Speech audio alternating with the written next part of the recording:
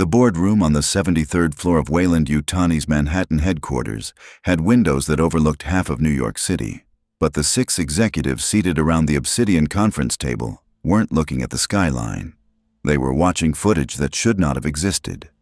On the holographic display rotating slowly above the table, a derelict spacecraft hung in the black void beyond Jupiter's orbit, its architecture wrong in ways that human engineering had never produced. Biomechanical.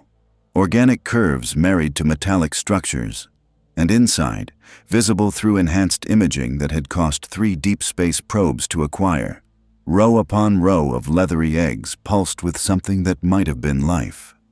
"How many?" asked Michael Bishop, Senior Vice President of Acquisition and Development. His voice carried the kind of calm that came from decades spent turning impossible situations into profitable ventures. "Conservative estimate based on structural scans." Dr. Sarah Ashton, Chief Science Officer, pulled up additional data. 4,000 viable specimens, possibly more in deeper chambers our probes couldn't reach without triggering structural collapse.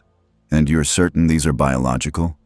Another executive, Peterson, from legal, leaned forward with the kind of skepticism that kept corporations from making catastrophic mistakes. "Not some kind of terraforming equipment? Ancient seed bank?" "Watch," Dr. Ashton said simply. The holographic display shifted to recorded footage from Probe 7's final transmission, a mechanical arm extending toward one of the eggs, the leathery surface peeling open in response to proximity, something emerging in a blur of articulated limbs and prehensile tail. The feed cut to static. Probe 7 was a $500 million piece of equipment, Dr. Ashton continued, her voice carrying scientific fascination that completely overrode any concern about the cost. Military-grade hull plating, reinforced against micrometeorite impacts and radiation. Whatever came out of that egg tore through it in 11 seconds. We have partial telemetry suggesting concentrated molecular acid and physical strength approximately 8 times human baseline, despite the organism's relatively small mass. "You're describing a weapon," Bishop said. "Not alarmed, just stating fact." "I'm describing a biological system," Dr. Ashton corrected. "One that appears to be in some form of stasis. One that activates in response to proximity. And one that demonstrates capabilities we've never seen in any terrestrial organism. Which brings us," Bishop continued, turning to the head of the table where CEO Peter Weyland III sat in calculated silence, "to the question of what we do with this information. NASA protocols require reporting any evidence of extraterrestrial life. The UN has treaties about biological contamination, and if Vought International gets wind of this—" "Vought International," Weland interrupted, his voice carrying the kind of quiet authority that ended debates before they began, "is currently managing multiple PR catastrophes. Homelander's latest incident cost them $47 million in damage settlements. Their stock dropped 3% last quarter. Congress is drafting oversight legislation. They're vulnerable in ways they haven't been since Compound Phi was first introduced." He stood, moving to the windows that overlooked the city where Vaught's tower dominated the skyline like a monument to superhuman supremacy. "For 30 years, we've watched them monopolize the concept of human enhancement. They own the hero industrial complex.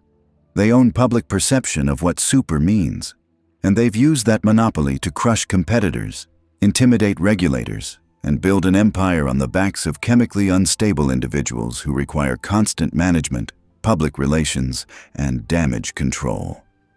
Weland turned back to the assembled executives, his expression carrying certainty that bordered on religious conviction. "Superheroes are a marketing asset, useful for branding, powerful for media control, but fundamentally unstable because they require human subjects who develop egos, ambitions, and psychological complexities that make them unreliable long-term investments." He gestured to the holographic display showing the alien eggs. "This is a biological monopoly.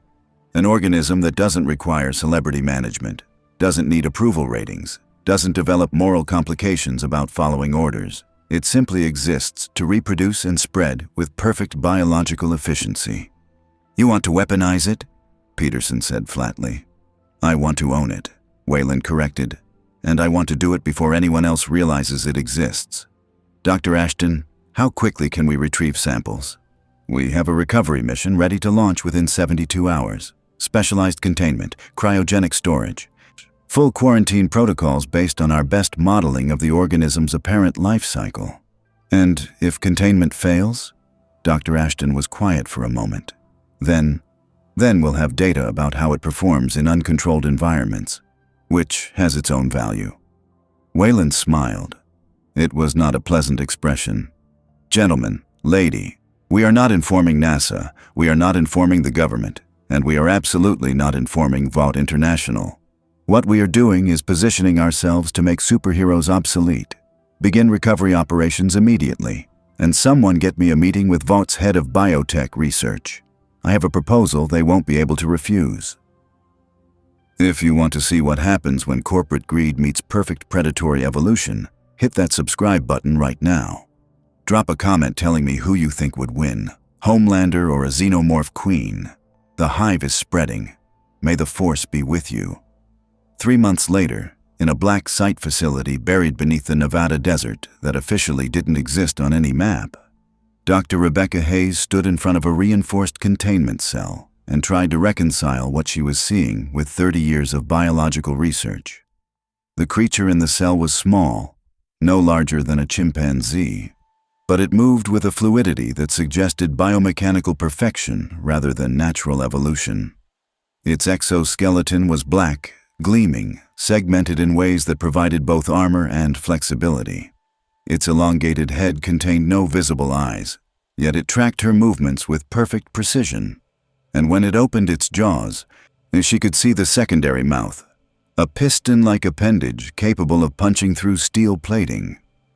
"How long has it been mature?" she asked without looking away from the creature. The Weyland-Yutani representative, a man who'd introduced himself only as Carter, consulted a tablet. 16 hours since chest emergence. Full drone configuration achieved in under 14. It's growing faster than our initial models predicted. And the host? Deceased. Massive internal trauma consistent with violent birth process. But Dr. Hayes, that's not the interesting part. Watch this. Carter input a command into his tablet.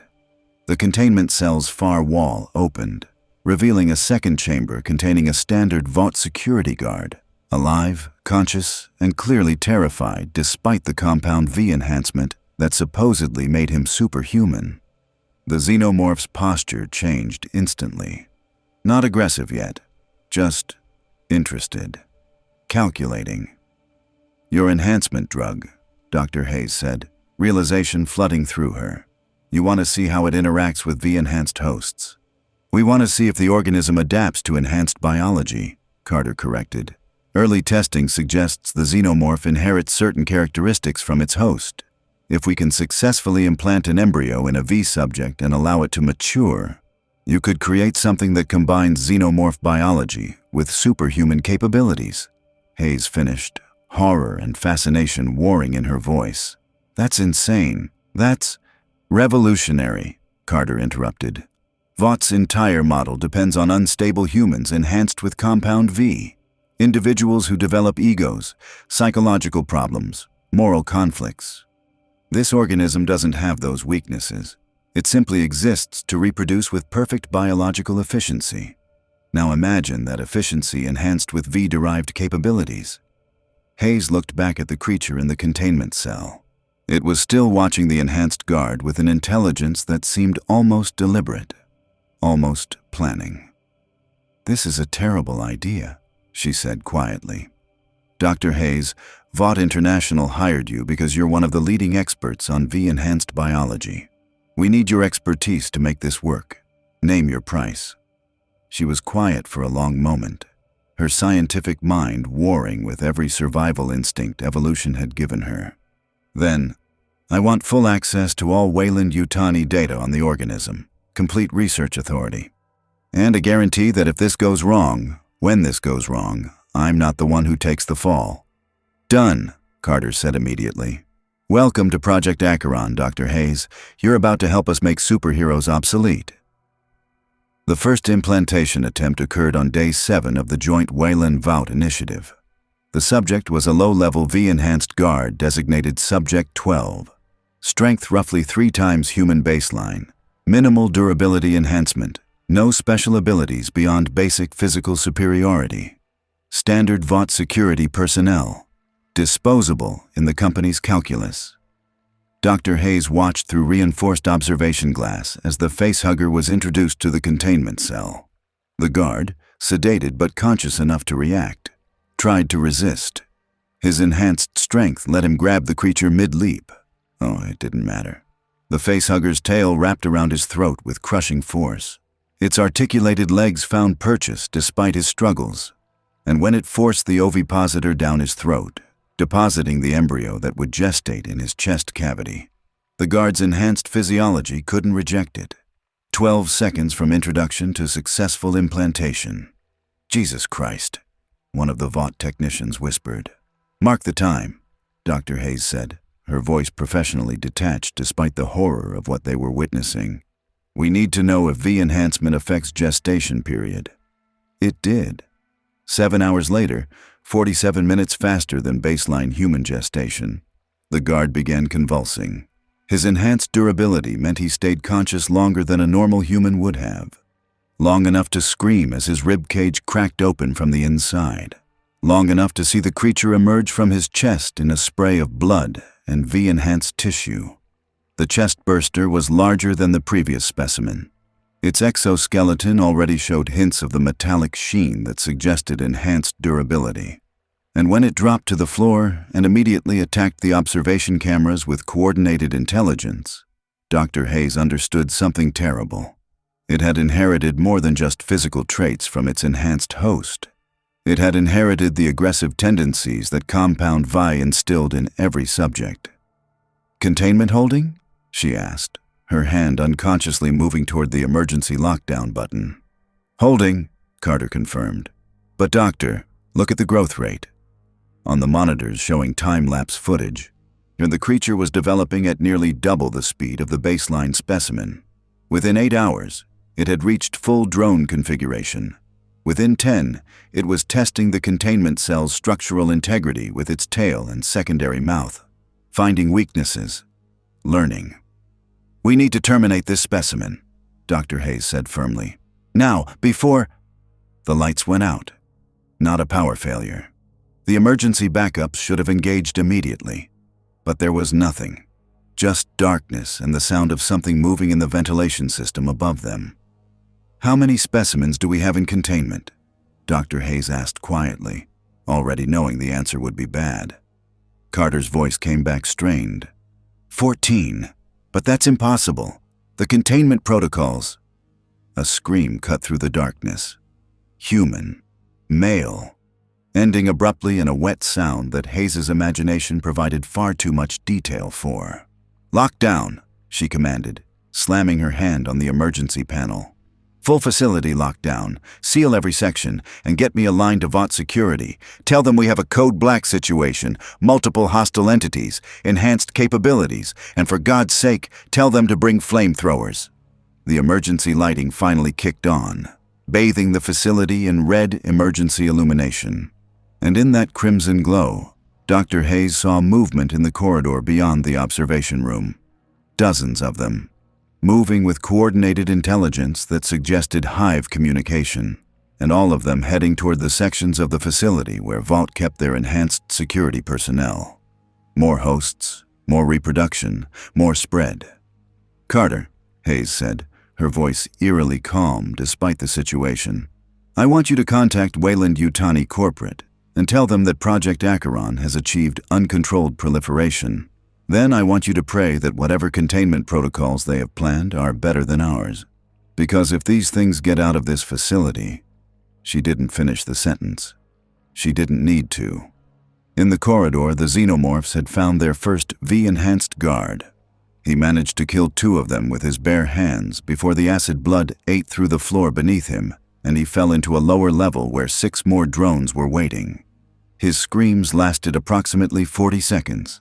Then there was just the sound of dragging, toward the egg chamber they'd already established in the facility's lowest levels. where the Queen was beginning to emerge. 12 hours into the containment breach, Vought International's crisis response team arrived at the Nevada facility to find the surface entrance sealed, emergency broadcasts playing on loop, and no response from anyone inside. The team leader, a mid-tier Supe with enhanced durability and strength calling himself Ironclad, approached the main blast doors with professional caution. "This is Vought Security Team Alpha. We're responding to your code Black. Open primary entrance for emergency extraction." No response. "Fuck it," Ironclad muttered. "Everyone back. I'm going through." His fist, enhanced to punch through reinforced concrete, slammed into the blast door with enough force to crack the metal. 3 more hits and he'd created a breach large enough to enter. The team filed in, our weapons ready, comms active, completely unprepared for what they were walking into. The facility's interior looked like something from a nightmare. Emergency lighting cast everything in red. The walls were covered in a substance that might have been resin or might have been something biological. And everywhere, covering every surface, were marks that suggested something with molecular acid had melted through metal like it was tissue paper. "Jesus," one of the team members whispered. "What happened here?" They found the first bodies in the main corridor. Vought security personnel. Enhanced strength, enhanced durability, trained to handle threats that would overwhelm normal humans. They'd been torn apart. "All teams, weapons hot," Ironclad commanded. "We're dealing with something that can kill V-enhanced personnel. Proceed with..." The ceiling exploded downward. The Xenomorph drone moved faster than human reaction time, its tail impaling one team member before anyone could respond. Its claws tore through another's throat. And when Ironclad finally reacted, throwing a punch that should have shattered the creature's skull, his fist met an exoskeleton that had been enhanced by inheriting traits from V-enhanced hosts. The Xenomorph's head snapped back from the impact, but it didn't break, didn't even crack. It just hissed and lunged again. Ironclad grabbed it by the throat, his enhanced strength finally giving him an advantage. He squeezed, intending to crush its windpipe. The creature's blood, molecular acid enhanced by whatever modifications V-biology had introduced, sprayed across his arms as he penetrated the exoskeleton. He screamed as the acid ate through his enhanced tissue. Not fast enough to kill him instantly, but fast enough to make him drop the creature. It recovered immediately. Its secondary mouth punched through his chest with piston-like force, emerging from his back in a spray of blood and enhanced muscle tissue. The remaining team members opened fire. Conventional weapons, armor-piercing rounds, everything they had. The Xenomorph took 17 bullets before its exoskeleton finally cracked enough to bring it down. But in dying, its acid blood created a pool that ate through the floor, exposing lower levels. And from those lower levels came sounds, movement, many movements. "Retreat," the surviving team leader transmitted. "All teams, immediate retreat. We need..." A facehugger launched from the shadows, and attaching to his face, before he could finish the sentence.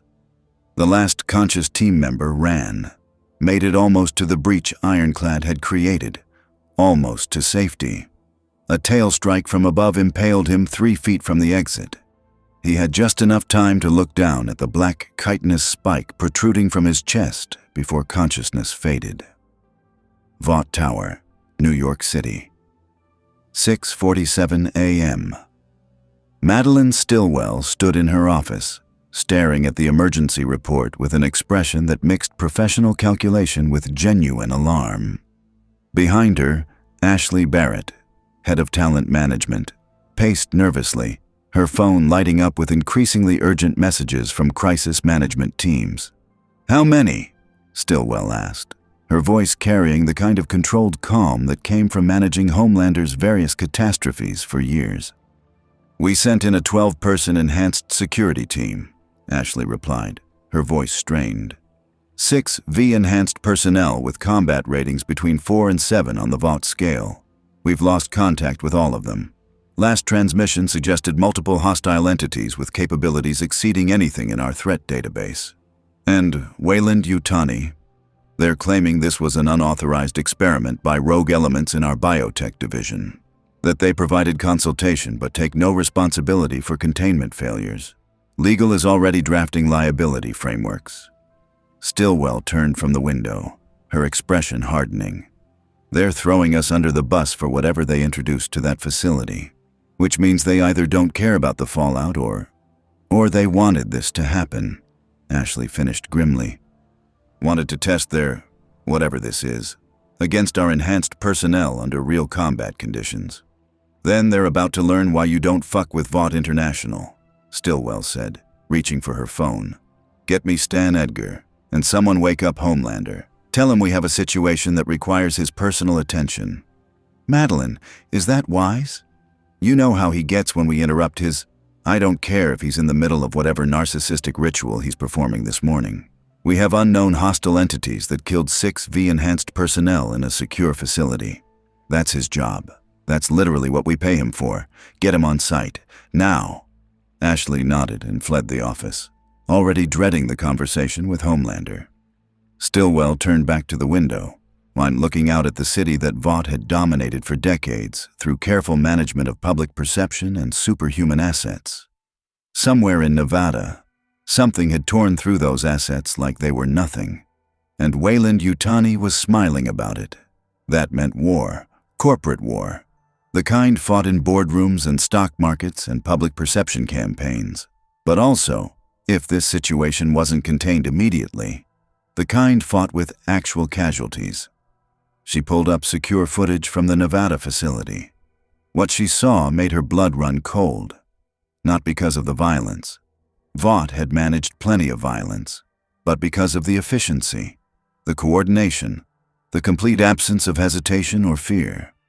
These things, whatever they were, didn't care about brand management, didn't care about public approval ratings, didn't care about anything except reproduction and spread. They were everything Compound V tried to create, without any of the instabilities that made Supes manageable. God help us, she whispered. And in Nevada, in the lowest levels of the facility where the lights had long since failed, the Queen was emerging from her cocoon, massive, armored, intelligent, and already laying eggs. Homelander arrived at the Nevada facility 90 minutes later, descending from the sky with the kind of casual arrogance that came from never having encountered a threat he couldn't simply laser into submission. His cape billowed in the desert wind, purely aesthetic, serving no functional purpose, but focus groups had determined it tested well with the 18 to 34 demographic. He landed outside the breached entrance where Vaught's secondary response team had established a perimeter, their enhanced personnel keeping weapons trained on the dark opening while maintaining a cautious distance that suggested they'd learned from the first team's fate. "All right," Homelander said, his voice carrying that manufactured cheerfulness he used when cameras might be recording. "Someone want to tell me why I'm in the middle of nowhere instead of at my morning interview with Good Morning America?" The team leader, a woman with kinetic absorption powers calling herself Shockwave, approached with professional wariness.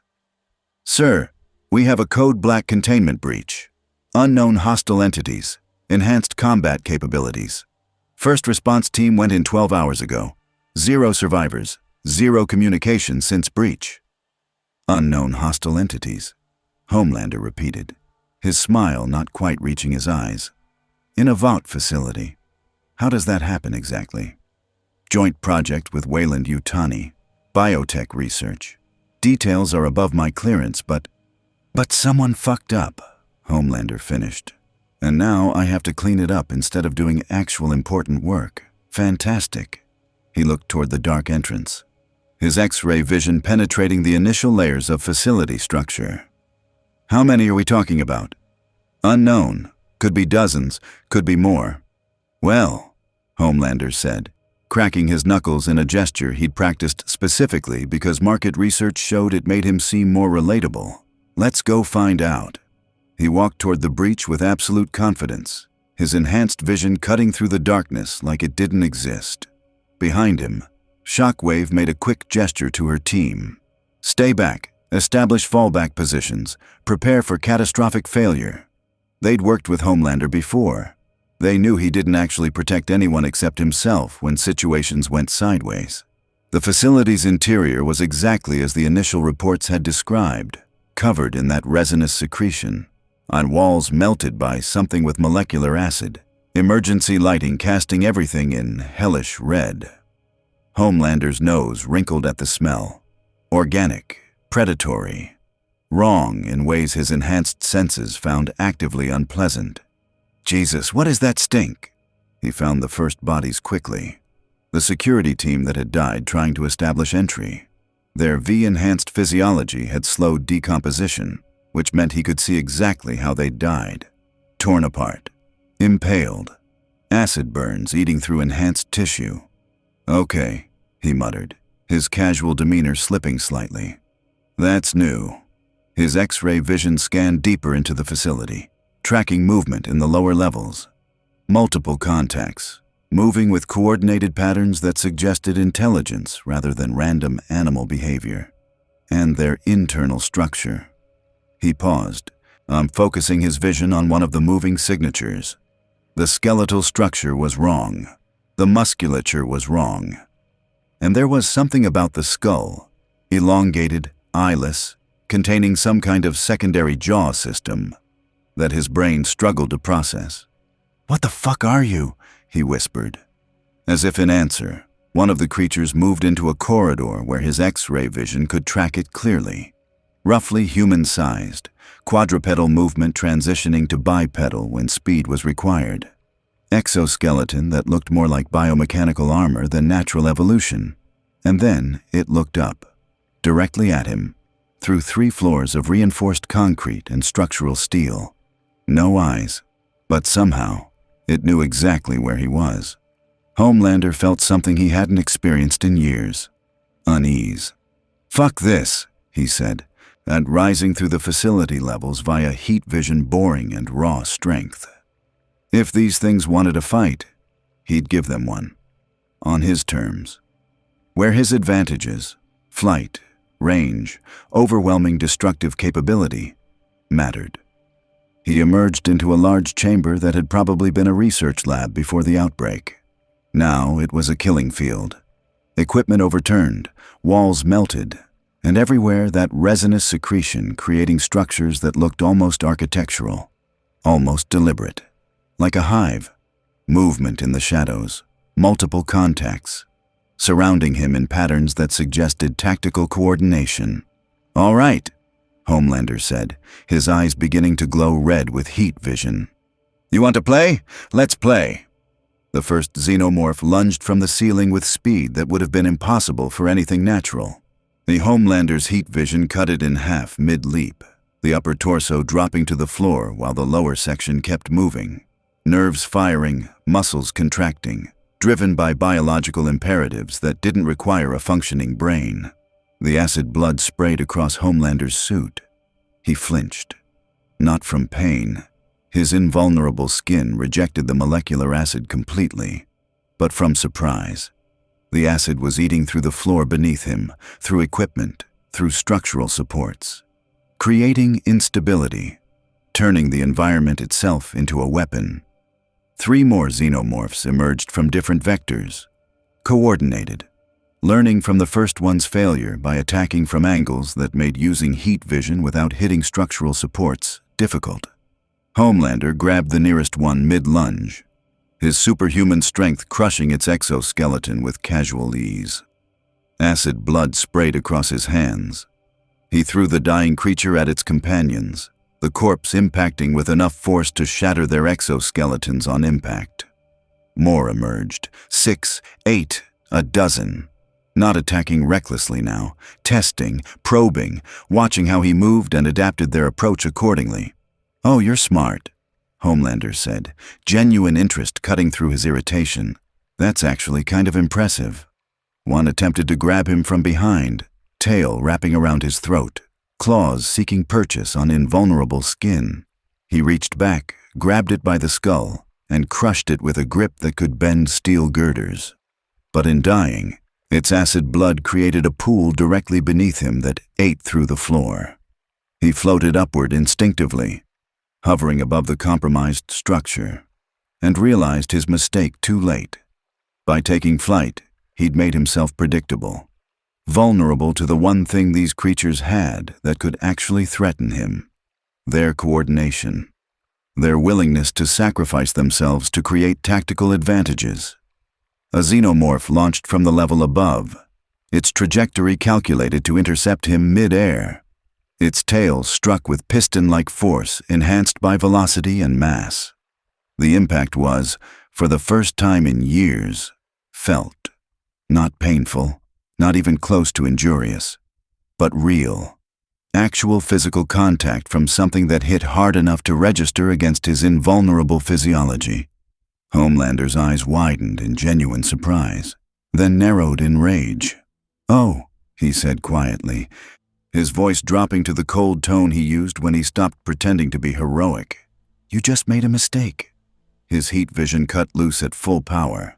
Not controlled bursts, not surgical precision, just overwhelming destructive force that carved through xenomorphs, through walls, through structural supports. The chamber became an inferno of red light and melting metal and dying creatures whose acid blood accelerated the environmental collapse. Within 30 seconds, every xenomorph in the chamber was dead or dying, and the chamber itself was collapsing. Homelander floated upward through the destruction, emerging into higher levels that were already beginning to fail as the structural damage cascaded. Around him, the facility groaned and buckled. Emergency systems shrieked warnings that no one alive could hear.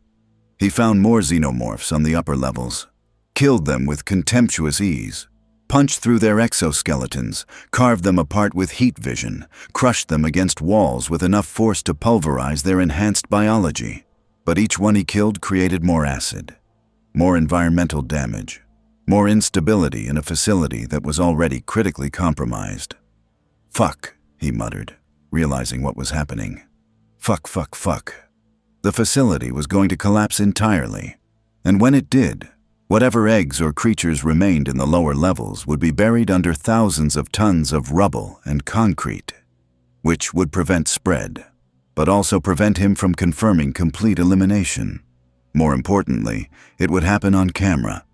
He could hear the news helicopters approaching already. Someone had leaked the situation to media, which meant cameras, which meant public perception, which meant he needed to control the narrative immediately. Homelander shot toward the surface, emerging from the collapsing facility in a cloud of dust and debris that would make excellent footage for evening news. He hovered above the destruction, arms crossed in his signature heroic pose, cape billowing dramatically. The news helicopters circled like vultures. Perfect. "This is Homelander," he announced, his voice carrying that authoritative tone he used for official statements. "The terrorist threat at this facility has been neutralized, all hostile entities eliminated. The American people can rest easy knowing that Vaught's finest are always ready to protect them from whatever threats emerge." Behind him, the facility collapsed entirely, creating a crater that would take weeks to excavate. And in that crater, buried beneath rubble, dozens of eggs remained intact, protected by the same resinous secretion that had covered the walls, waiting, patient, because xenomorphs didn't just reproduce quickly, they survived. Weyland-Yutani corporate headquarters, secure conference room. Peter Weyland III watched the footage of Homelander's victory with an expression that revealed nothing. Around him, his executive team maintained professional silence, waiting for his assessment. "Analysis," he said finally. "Doctor." Ashton pulled up data streams that had been collected from hidden sensors throughout the Nevada facility. Sensors that Vaught's security sweeps had never detected because they operated on frequencies V-enhanced technology didn't account for. "Subject HL demonstrated exactly the capabilities we anticipated," she reported. "Superior physical strength, invulnerable to acid blood, heat vision sufficient to kill drones through thermal damage, flight capability that provides tactical superiority in open environments." However, Carter added, he also demonstrated exactly the weaknesses we predicted. Relies on overwhelming force rather than tactical precision, becomes emotionally reactive when surprised. And most critically, His heat vision and physical combat create catastrophic environmental damage that limits his effectiveness in contained spaces. The acid blood, Bishop observed. He couldn't use his full power without destroying his own footing, making the environment itself a weapon against him. Exactly, Dr. Ashton confirmed. Against drones, he's overwhelming. But against coordinated assault in controlled environments, his advantages become liabilities. And if we factor in Queen-level threats. She pulled up projections based on their modeling. The Queen's exoskeleton demonstrates durability approximately 8 times greater than drone configuration. Enhanced by V-host inheritance, we estimate she could withstand multiple direct heat vision attacks before structural failure. Her mass and strength would allow her to physically engage Subject HL in ways drones cannot. And her tail. The projection showed calculated strike velocities and force vectors. Has sufficient kinetic energy to potentially penetrate even his enhanced durability. Not fatally, but enough to cause actual physical trauma, to make him bleed. Weland was quiet for a long moment, studying the data with the kind of analytical precision that had built his fortune. So we've confirmed our primary hypothesis, he said finally. Homelander is not invulnerable to Xenomorph combat capabilities. He's simply very difficult to kill, but difficult is not impossible. Which means, Carter finished, we've found something that can challenge him. And if we can market that fact effectively, if we can demonstrate to Vaught's shareholders and the public that their supposedly invincible asset has genuine vulnerabilities, Vaught's stock price becomes dependent on maintaining the illusion of Homelander's absolute supremacy, Bishop said, understanding flooding his expression. An illusion we can shatter whenever strategically advantageous. But we still have a practical problem, Dr. Ashton pointed out. We lost the Nevada facility. Our specimens are either dead or buried. If we want to continue this research, we have samples secured in orbital storage. Weland interrupted. Viable eggs, embryos in cryogenic suspension, and thanks to Vaught's containment failure and Homelander's public victory, we now have plausible deniability for any future outbreaks. We were simply consultants. The facility was Vaught's responsibility. They failed to maintain proper protocols. He pulled up news footage showing Homelander's heroic pose above the collapsed facility. Let him have his moment. Let Vought spin this as a successful threat neutralization. Let them think they've won. Weyland's smile was cold. Because in 6 months, when we're ready for Phase 2, they'll discover that you can't kill what you can't find, and that xenomorphs don't need facilities or laboratories or corporate oversight to spread. They just need hosts, Dr. Ashton said quietly. They just need hosts, Weland confirmed. And this world has 8 billion of them, most of whom would make far more interesting subjects than the limited V-enhanced population Vought controls. Peterson from legal shifted uncomfortably. Sir, if we're suggesting what I think we're suggesting, releasing xenomorphs in populated areas to test against civilian populations, the legal liability alone would be catastrophic, Weland agreed. If we were caught, if anyone could prove deliberate release, if there were evidence linking us to the outbreak. But Carter, he turned to the operations specialist. Tell me about our asset placement in major metropolitan areas. Carter pulled up files that made Peterson visibly pale. We have deep cover operatives in 17 major cities worldwide, Carter reported. Personnel with no obvious ties to Weyland-Yutani. Clean backgrounds, legitimate employment in sectors ranging from waste management to urban infrastructure.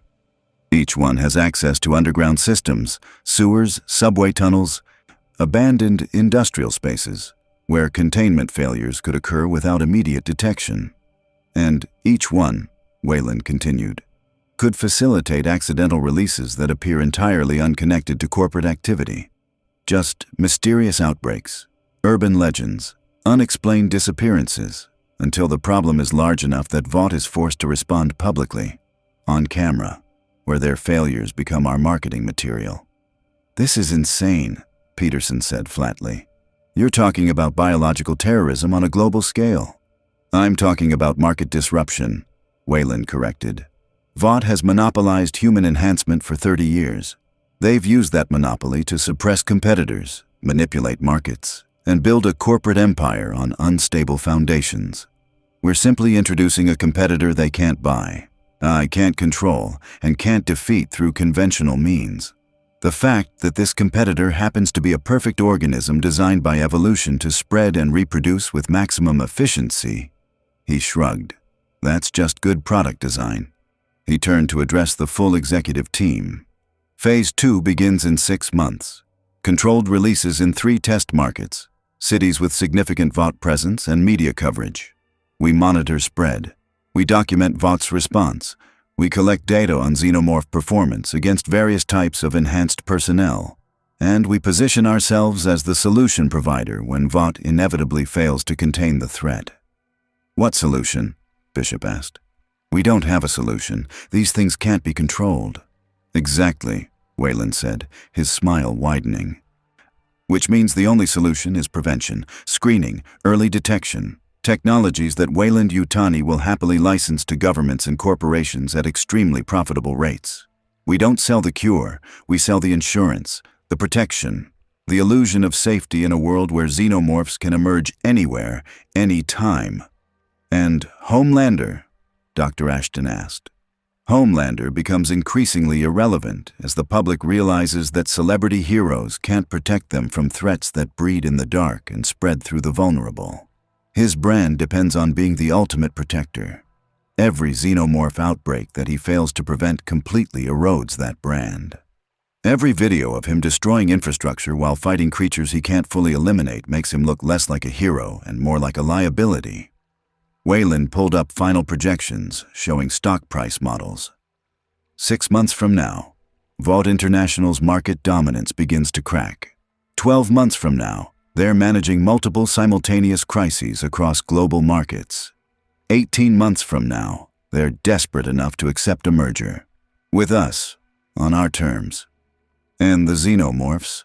Peterson asked quietly. What happens when they spread beyond our ability to even track them? When the hives grow large enough that no amount of military force can eliminate them? Weland was quiet for a moment. Then we'll have successfully disrupted the market. Which was always the objective. Everything else is just acceptable collateral damage. The conference room fell silent as the implications settled over everyone present. They weren't planning to control the xenomorphs. They were planning to unleash them. And they were betting that the resulting chaos would destroy Vought before it destroyed civilization itself. 6 months later, Las Vegas. The disappearances started small. Homeless people vanishing from the drainage tunnels beneath the strip. Transients nobody missed. Bodies nobody looked for. Then a maintenance worker doing routine sewer inspection. Then 2 police officers investigating reports of strange sounds in the old industrial district east of Fremont Street. By the time Vought's threat assessment team flagged the pattern, 47 people had gone missing in 3 weeks. By the time they sent investigators, the hive had already established itself in the sprawling network of flood control tunnels that ran beneath the entire city like a concrete circulatory system. And by the time Butcher and the boys arrived, drawn by rumors of something worse than Supes, killing people in the dark, the Queen had begun laying eggs in earnest. Right, Butcher said, staring at the grainy security footage on Huey's laptop. So we finally found something uglier than Homelander. Fantastic. Always wanted to expand my list of things that give me nightmares. They were set up in a dingy motel room 2 blocks from the strip. The kind of place that rented by the hour and didn't ask questions about the bloodstains. Perfect for people who made careers out of avoiding Vaught's attention. The footage showed a creature that Butcher's brain struggled to categorize. Too large to be any animal he recognized, moving with fluid precision that suggested intelligence rather than instinct. And in one frame where the emergency lighting caught it directly, that elongated skull and those biomechanical curves that looked like something H.R. Giger had nightmares about. What the fuck is that thing? M.M. asked, his usual analytical calm strained by footage that defied rational explanation. Weyland-Yutani classified bioweapon, Frenchie replied, his fingers flying across a second laptop where he'd hacked into what he claimed were corporate servers. They call it Xenomorph XX121. Extraterrestrial organism, apex predator, perfect biological killing machine designed by evolution to reproduce with maximum efficiency. Extraterrestrial, Huey repeated slowly. As in, alien. Actual aliens. Discovered in deep space, retrieved by Weyland-Yutani approximately 8 months ago, and according to these heavily encrypted files that I absolutely should not have access to. Frenchie pulled up internal memos that made Butcher lean closer. They've been testing it against V-enhanced subjects, deliberately. Seeing how their perfect organism performs against Vaught's super soldiers. Corporate cunts, Butcher muttered, always looking for the next big thing to sell. But if these things are as dangerous as this footage suggests, why the fuck haven't we heard about it? Where's Vaught's PR machine spinning this into another Homelander victory? Because they already did, Kimiko signed, her hands moving with sharp precision. Translated, Nevada, 6 months ago. That terrorist incident at the research facility. The one where Homelander supposedly saved everyone. Except he didn't save shit, Frenchie added, pulling up news footage from the Nevada incident. He collapsed an entire facility on top of the infestation, buried it, declared victory. But according to these Weyland-Yutani files, he didn't kill everything. Just forced it underground, where it could spread undetected. Butcher watched the footage of Homelander's heroic pose above the collapsed facility, his tactical mind already working through implications. So these Xenomorph things, they survived, spread. And now they've established themselves in Las Vegas of all fucking places. City with millions of tourists, thousands of miles of tunnels and sewers. Perfect breeding ground. It gets worse, Huey said quietly, pulling up additional files. These things don't just kill. They reproduce. They take hosts, living hosts, and implant embryos that gestate inside the victim before emerging violently. And each new xenomorph inherits traits from its host, which means if they get V-enhanced hosts, finished grimly, they produce V-enhanced xenomorphs, stronger, faster, more dangerous than the baseline organism. Fucking brilliant, Butcher said. So we've got alien monsters that get superpowers from eating Supes. What's next? Flying sharks with laser eyes? The real question, Frenchie said, his expression serious despite Butcher's sarcasm, is why Weyland-Yutani released them here. This wasn't accidental. Look at the pattern. He pulled up maps showing the disappearances, all clustered around areas with high Vought security presence, corporate offices, Supe residences, strategic locations where an outbreak would force Vought to respond publicly. Corporate warfare, said. Weyland-Yutani isn't trying to kill people. They're trying to make Vought look incompetent. Make Homelander look like he can't protect the public from real threats. And in the process, Butcher added, his voice hard, they're feeding people to alien monsters, using civilians as bait in their corporate dick measuring contest. Sounds about right for companies that treat human lives like quarterly earnings reports. He stood, grabbing his coat with decisive movement. Right, here's what we're doing. Frenchie, you keep digging through those files. Find me everything Weyland-Yutani knows about these things, weaknesses, behavior patterns, anything we can use. You coordinate with local emergency services. We need evacuation protocols ready for when this goes public. Kimiko. He looked at the silent woman who'd killed more people than most serial killers dreamed of. You're with me. We're going into those tunnels and we're going to see exactly how bad this infestation is. Butcher, Huey said carefully. Shouldn't we maybe contact Vaught? Tell them what's happening. These things are way beyond what we can handle alone. Vaught, Butcher interrupted, his voice carrying absolute contempt. Already knows. They've known for 6 months and they've done fuck all except try to suppress information and protect their brand. We tell them now. They'll send Homelander or one of his cunt friends to laser everything and call it a victory while more people die in the crossfire. No. We handle this ourselves.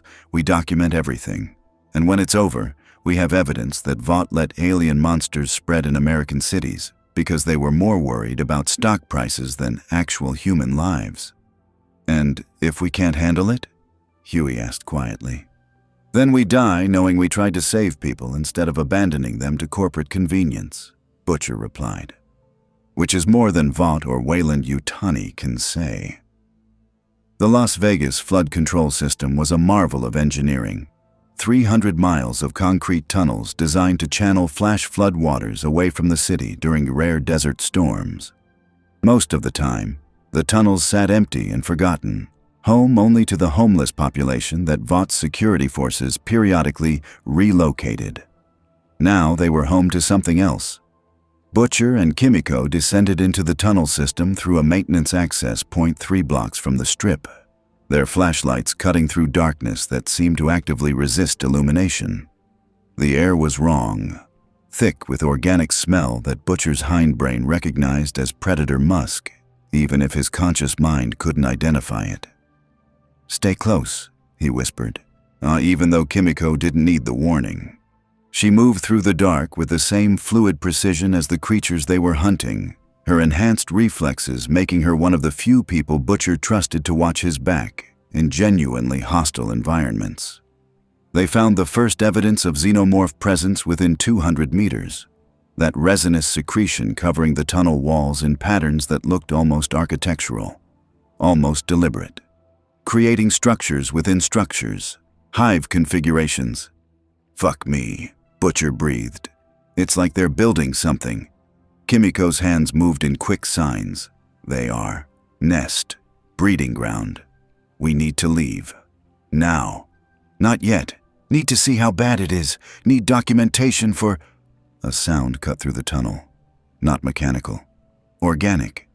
A hiss that carried harmonics, suggesting communication rather than simple animal vocalization. Butcher's flashlight found movement in the shadows ahead. Something large. Moving with that distinctive xenomorph gait. Quadrupedal when speed mattered, bipedal when precision was required. The creature stepped into the light, and Butcher got his first direct look at what Weyland-Yutani had unleashed. It was bigger than the footage had suggested, nearly 7 feet tall when fully extended. Its exoskeleton gleamed with moisture and that biomechanical perfection that evolution couldn't have produced alone. And when it opened its jaws, revealing the secondary mouth that Frenchie's files had described, Butcher understood something fundamental. This thing wasn't an animal. It was a weapon. Designed, perfected, created by something that understood killing at a level humans had never achieved. "Kimiko," he said quietly, "when I say run," the xenomorph struck. Fast. Inhumanly fast. Its tail whipping toward Butcher's throat with enough force to decapitate an unenhanced human. Kimiko intercepted it mid-strike, her V-enhanced strength and speed letting her catch the tail before it connected. The xenomorph hissed in what might have been surprise, its eyeless head tracking her with perfect precision. Then it attacked with everything it had. The fight that followed was brutal and silent. 2 apex predators trading strikes in the dark with lethal efficiency. Kimiko's enhanced strength let her match the xenomorph's physical capabilities. Her regeneration meant injuries that would have killed normal humans were merely inconvenient. But the creature was learning with each exchange, adapting its tactics, testing different approaches. And when it finally landed a solid hit, claws raking across Kimiko's abdomen, the acid blood that sprayed from the wound made her recoil in genuine pain. For the first time Butcher had ever seen. "Kimiko, fall back!" he shouted, opening fire with the modified weapon Frenchie had built. Armor-piercing rounds designed to penetrate Supes durability. The bullets impacted the xenomorph's exoskeleton, cracking it, making it stumble, but not bringing it down. Not immediately. It took 17 rounds before the creature finally collapsed, its acid blood creating a pool that ate through concrete and forced Butcher and Kimiko to retreat rapidly. "Jesus Christ!" Butcher panted, reloading with shaking hands. "That was one. Frenchie said there could be dozens, hundreds if they've been breeding." Kimiko's hands moved urgently.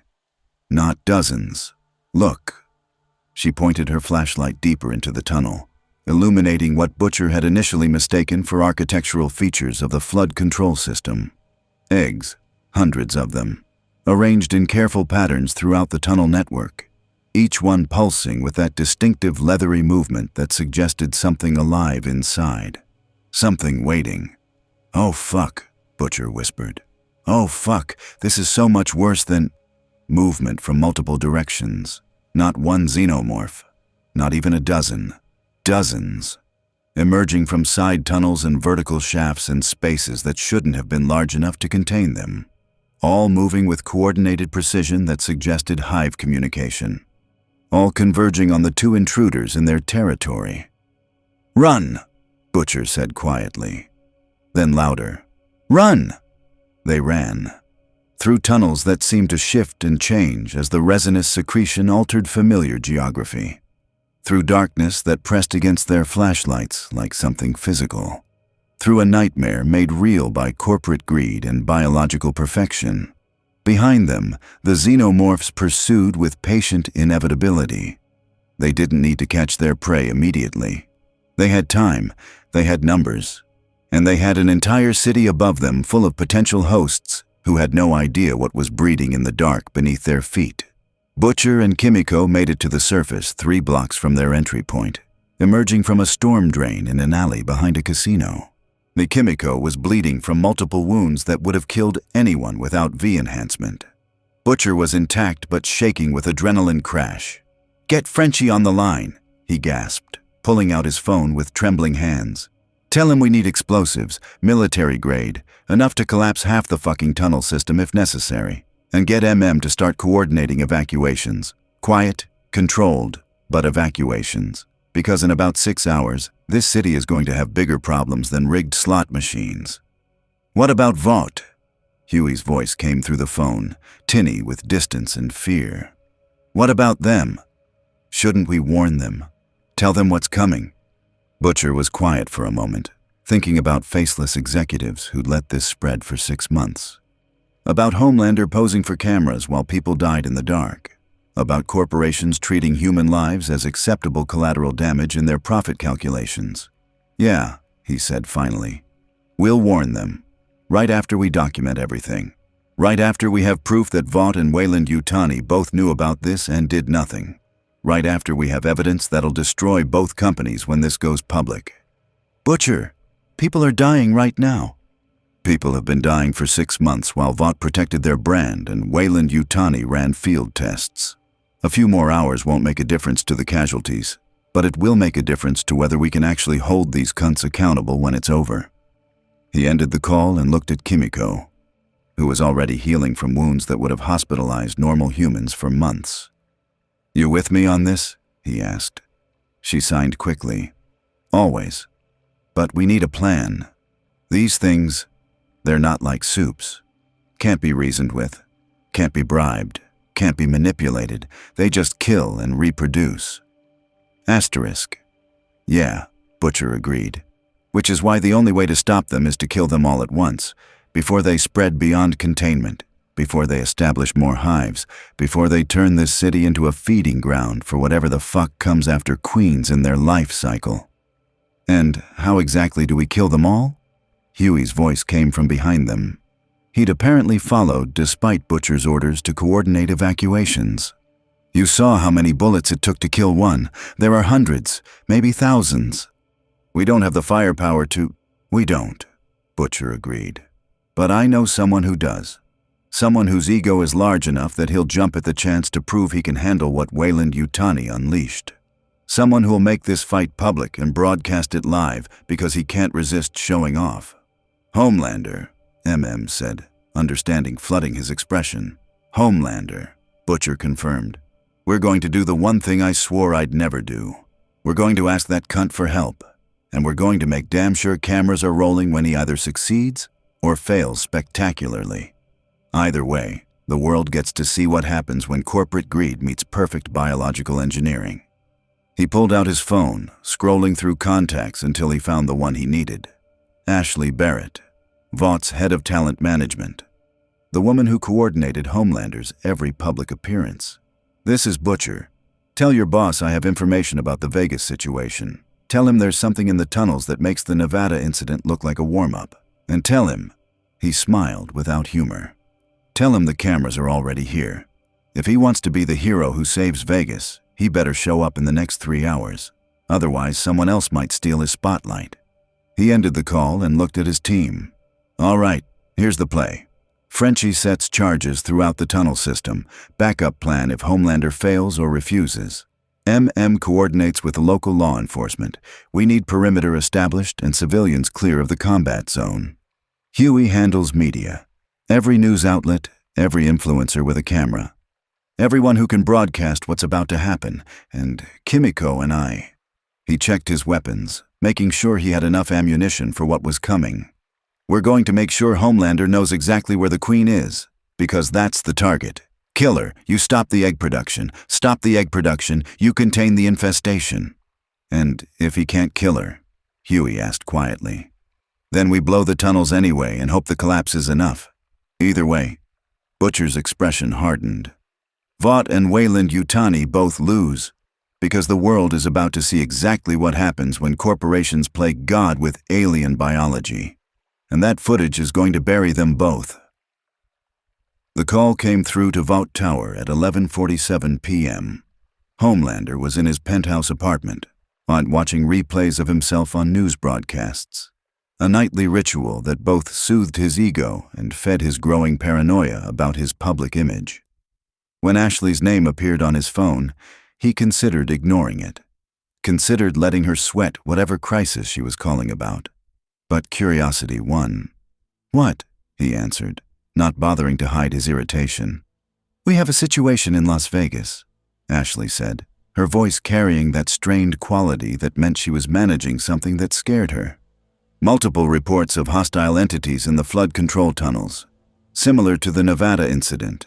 And Butcher, Billy Butcher, has contacted us claiming he has intelligence about the threat's scope. Butcher, Homelander repeated, genuine interest cutting through his irritation. That's new. Usually he's trying to kill me, not ask for help. Ooh, what's his angle? Unknown. But he mentioned cameras, media coverage, public documentation of your response, and sir... Ashley hesitated. There are already news crews assembling near the tunnel entrances. Someone leaked the location. If you don't respond, it'll look like you're avoiding a threat after what happened in Nevada.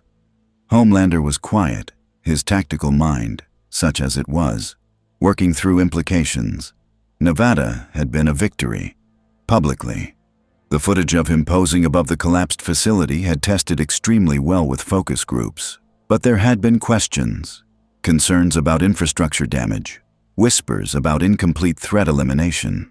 This was a chance to prove those concerns wrong, to demonstrate total victory over whatever Weyland-Yutani had unleashed. On camera, in front of the world. His ego made the decision before his brain caught up. Tell the media I'm en route, he said, and get me everything Vaught has on these Xenomorph things. If I'm fighting them again, I want to know exactly how to make it look good for the cameras. Sir, should we coordinate with local authorities? Establish evacuation protocols? This is a major metropolitan area. I'll handle it, Homelander interrupted. That's what Vaught pays me for, right? Handling threats, looking good while I do it. Making sure everyone knows there's nothing in this world, or any other world, that can stand against Homelander. He ended the call and looked at himself in the mirror. At the suit that focused groups loved. At the face that market research said tested highest with female demographics age 18 to 45. At the carefully maintained image of invincible American heroism. Let's go kill some bugs, he said to his reflection. And somewhere in the tunnels beneath Las Vegas, the Queen heard surface vibrations that suggested something powerful was approaching. She didn't fear it. She simply prepared. Because that's what perfect organisms did. They adapted, they survived, and they reproduced, no matter what stood in their way. Homelander descended into the Las Vegas Strip at 1:23 a.m. to find exactly what he'd wanted. A circus. News helicopters circled overhead, their spotlights turning night into artificial day. Camera crews from every major network had established positions behind police barricades that Vought security was reinforcing with V-enhanced personnel. And everywhere, phones, thousands of them, tourists and locals filming everything, streaming live to millions of viewers who'd been drawn by social media rumors of something worse than Supes emerging from beneath the city. Perfect. This was what Homelander lived for, not the actual fighting, but the performance, the spectacle, the moment when the entire world stopped to watch him prove why he was their god. He landed in the center of the police perimeter with calculated grace, his cape settling around him in that way the costume designers had spent 6 months perfecting. The crowd erupted in cheers and screams, and that chaotic adulation that fed something deep in his broken psyche. "Ladies and gentlemen," he announced, his voice amplified by news microphones that caught every word. "I understand there's been some concern about unusual activity in our city's infrastructure. I want to assure you." He paused for effect, making sure the cameras had good angles, "that Vought International and I personally have this situation completely under control. Whatever emerged from those tunnels, it's about to learn that nothing, and I mean nothing, threatens American lives while Homelander is watching." The crowd roared approval. His smile widened. Then Butcher's voice cut through the celebration like a knife. "Right. Lovely speech, mate. Very reassuring. Now how about you actually do your fucking job instead of posing for Instagram?" Homelander's smile froze. He turned to find Butcher standing just outside the police line, his arms crossed, his expression carrying that contemptuous smirk that made Homelander's hands clench into fists. "Butcher," he said, his voice dropping to that dangerous tone he used when he stopped pretending to be friendly. "I heard you had information. Want to share it before I decide you're not worth my time?" "Information, yeah," Butcher replied, pulling out a tablet that showed thermal imaging of the tunnel system. "There's a queen down there, big one. Probably established herself about 3 levels below street level, central location beneath the Luxor pyramid. She's been laying eggs for at least 2 weeks. Conservative estimate, 400 viable specimens, maybe more. And she's protected by drones that have been feeding on V-enhanced hosts, which means they're faster, stronger, and meaner than what you faced in Nevada." 400, Homelander repeated, his tactical assessment already calculating firing solutions and collateral damage parameters. That's actually a lot." "Yeah, it is, which is why we need coordinated response. Evacuations, controlled demolition of key tunnel sections to contain spread, professional military engagement using weapons designed for..." Homelander interrupted. "I go down there and kill everything myself, which is faster, cleaner, and makes for much better television." He looked directly at the cameras. "The American people don't need complicated military operations. They need a hero. And that's exactly what they're going to get." "You arrogant cunt," Butcher said quietly. "You're going to get people killed because you can't resist playing to the cameras." "People like you?" Homelander asked, his smile returning with predatory edge. "Because if I recall correctly, you're wanted for about a dozen felonies. Terrorism, conspiracy, assaulting Vought personnel. I could arrest you right now, in front of all these cameras, show everyone that Homelander doesn't just fight alien monsters. He brings human criminals to justice too." "You could try," Butcher replied. "But that'd mean admitting you're more interested in arresting me than saving the hundreds of people who've already been taken into those tunnels as hosts. Bit hard to spin that as heroic, innit?" Homelander's jaw clenched. Because Butcher was right. Us arresting him now, with cameras rolling and civilians at risk, would look like petty vendetta instead of heroism. Would damage the carefully constructed image that Vaught's marketing team had spent millions perfecting. "Fine," Homelander said. "I'll deal with the monsters first, then I'll deal with you. Seems fair." He turned toward the main tunnel entrance that descended beneath the Luxor, a massive storm drain wide enough to drive trucks through, currently cordoned off with police tape that looked absurdly inadequate given what waited below. "Any last advice before I go save the day?" he asked, the sarcasm thick in his voice. "Yeah," Butcher replied. "Don't get cocky. These things don't care about your brand, don't care about your powers, don't care that you're supposedly invincible. They just kill and reproduce. And that queen down there? She's had 6 months to grow, to adapt, to prepare for exactly this kind of assault. You go in there thinking you're God, You're gonna learn real quick that gods bleed just like everyone else." "I don't bleed," Homelander said flatly. "We'll see," Butcher replied.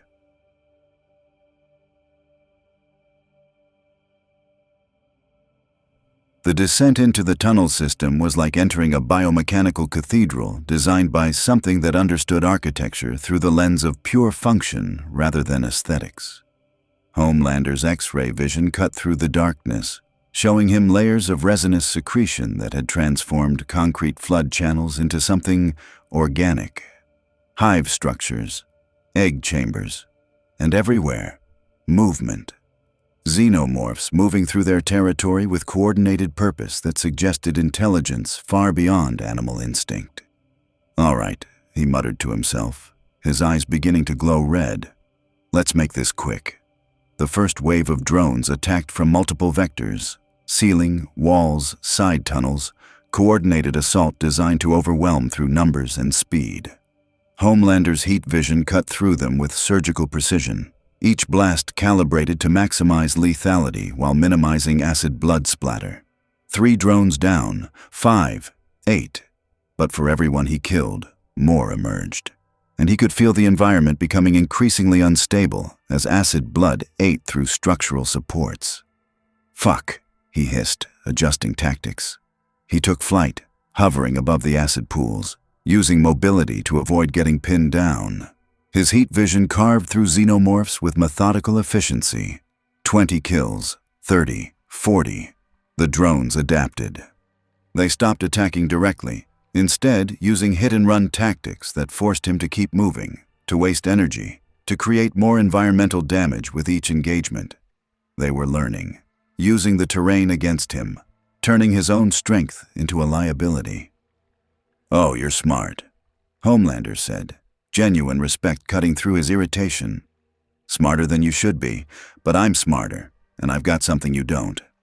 He unleashed full-power heat vision in a sustained beam that carved through the tunnel ceiling, creating a vertical shaft that led directly to the surface. Sunlight flooded in, artificial light from the Las Vegas Strip, but still bright enough to make the xenomorphs recoil instinctively. They were evolved for darkness, for enclosed spaces, for ambush predation in environments where their prey couldn't see them coming. Homelander had just removed that advantage. "Let's see how you do in the light," he said, descending through the shaft he'd created into the deeper levels where thermal imaging suggested the Queen had established her primary chamber. The deeper tunnels were worse. The resinous secretion was thicker here, creating structures that looked almost like industrial scaffolding. And everywhere, eggs, hundreds of them, pulsing with life that would emerge as facehuggers the moment anything living came too close. Homelander incinerated them methodically, his heat vision sweeping across egg chambers like a cleansing flame. Each destroyed egg creating that distinctive organic scream that seemed to echo through the hive. And then he heard it. A sound that made even his invulnerable skin prickle with primitive warning. The Queen's screech. It came from the central chamber ahead, a massive space that had probably been a primary junction in the original flood control system. Now it was a throne room, an egg nursery, a breeding ground for biological perfection. Homelander entered to find her waiting.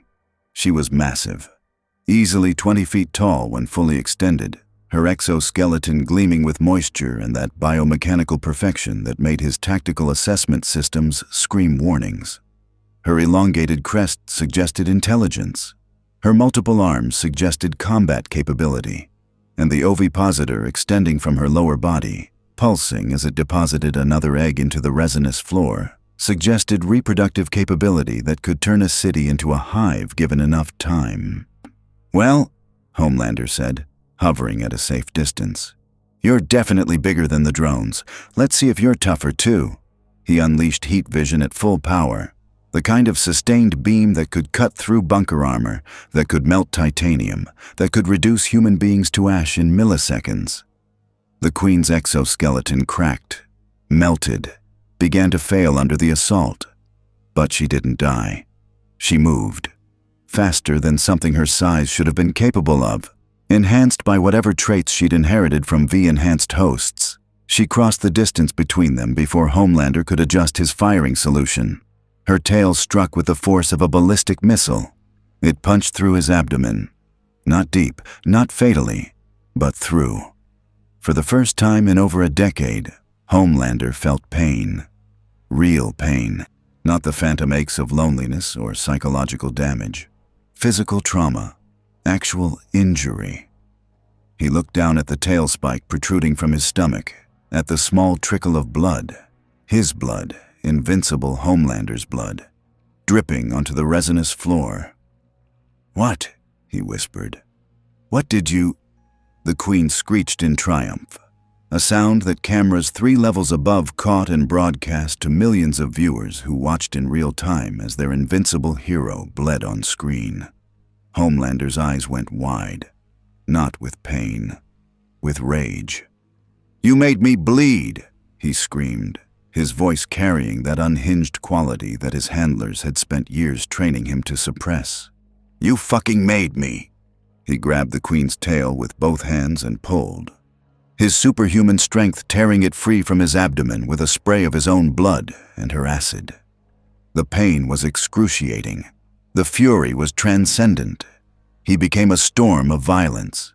His heat vision carved through the Queen's exoskeleton at point-blank range, sustained beams that ate through her armor like a cutting torch through butter. His fists hammered into her thorax with enough force to crack the reinforced carapace. When she tried to strike again, he caught her secondary arms and tore them off with brute force that sent acid blood spraying across the chamber. The Queen fought back with desperate ferocity, her remaining tail lashing, her jaws snapping, her massive size allowing her to physically grapple with someone who could lift commercial aircraft. But Homelander had stopped caring about tactics. Stopped caring about minimizing damage. Stopped caring about anything except proving that nothing in this universe or any other could make him bleed without dying for it. He grabbed her elongated skull with both hands, his fingers digging into the biomechanical structure, and began pulling. The Queen thrashed, screamed. Her acid blood was eating through his suit, damaging his skin in ways that would have horrified the marketing team. Homelander didn't care. He pulled harder, his rage giving him strength beyond even his normal superhuman capabilities. The Queen's skull began to crack, to separate from her body, to come apart under forces that exceeded the structural integrity of even enhanced xenomorph biology. With a final scream that echoed through every tunnel in the network, the Queen's head tore free. Homelander hovered above her dying body, covered in acid burns and his own blood, and the remains of the creature that had dared to hurt him, and screamed triumph that had nothing to do with heroism and everything to do with violated ego demanding validation. "I don't bleed!" he shrieked, his voice carrying to the surface where every camera caught it. "I'm Homelander. I'm the real hero, and nothing can hurt me." Above, the watching crowd saw something different than what he intended. They saw a man, not a god. A powerful man, yes, an incredibly dangerous man, but still just a man who could be hurt, who could bleed, who could be vulnerable despite all the marketing and all the carefully constructed mythology, and in boardrooms across the world. In Vought Tower and Weyland-Yutani headquarters and a dozen competitor corporations, executives watched the footage and understood something fundamental had changed. Homelander wasn't invincible, which meant he could be replaced. 2 weeks later, the congressional hearing was closed to the public, but leaked footage made it to the internet within hours anyway, because everything leaked eventually when corporations were involved. Senator Morrison from the Oversight Committee stared at the executives seated before her with barely contained fury. "Let me see if I understand correctly," she said, her voice carrying acid that had nothing to do with xenomorph biology. "Weyland-Yutani Corporation discovered extraterrestrial organisms in deep space. You retrieved them without informing any government agency.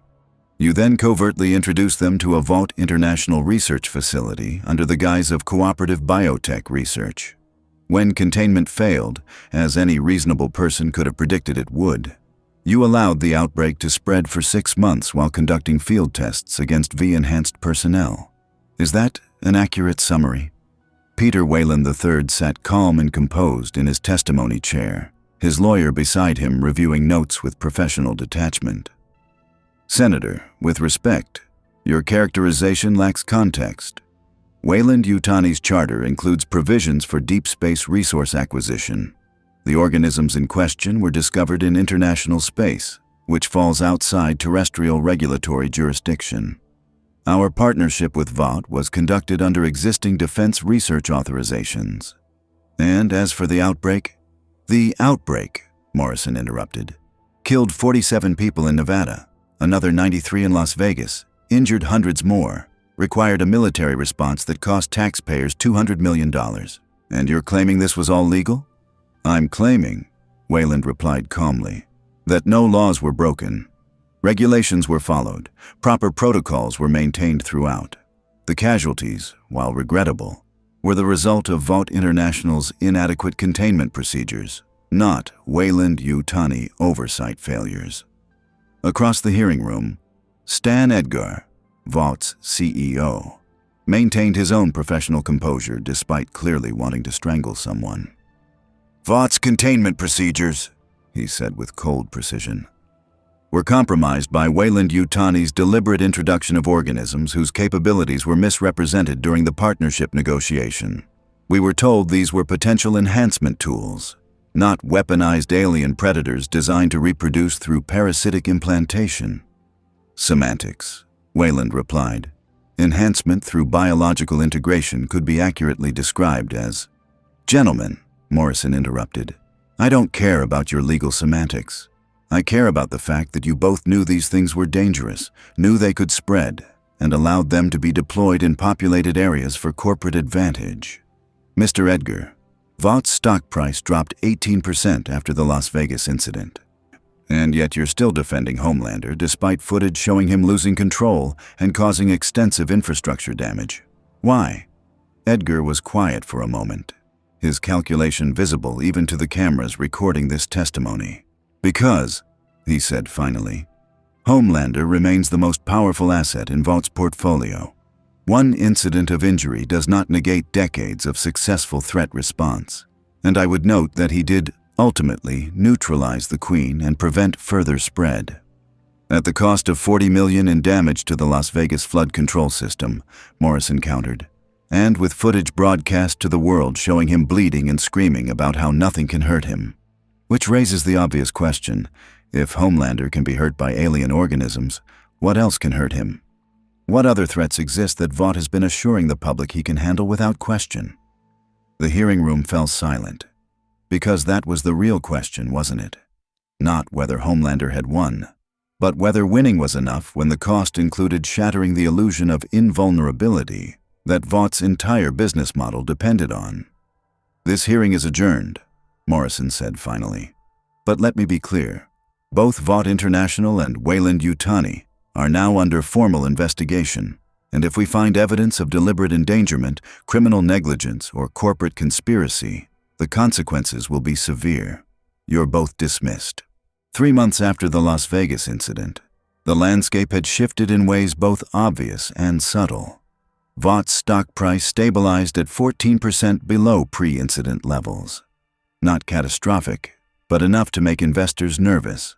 Enough to make the board ask uncomfortable questions about whether their flagship asset was still worth the investment. Weyland-Yutani's stock, by contrast, had surged. Not because of their Xenomorph research, that remained officially classified and legally contested, but because of their new biosecurity division. Technologies designed to detect and contain biological threats. Systems that governments and corporations alike were suddenly very interested in purchasing. They weren't selling the weapon.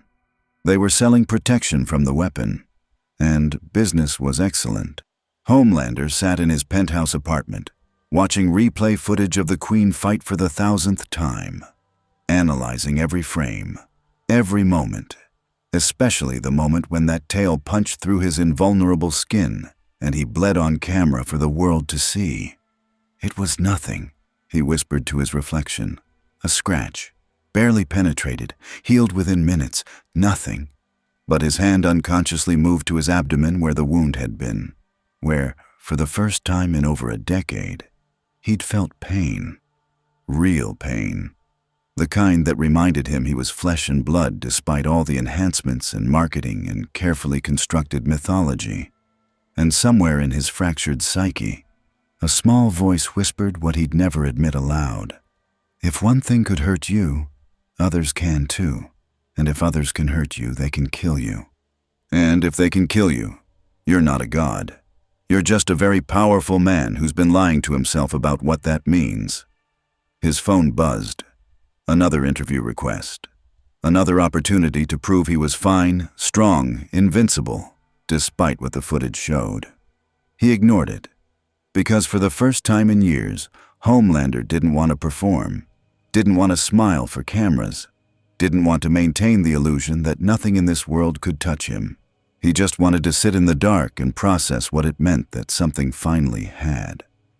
And in orbit, in Weyland-Yutani's classified storage facility, cryogenic chambers hummed with steady power consumption.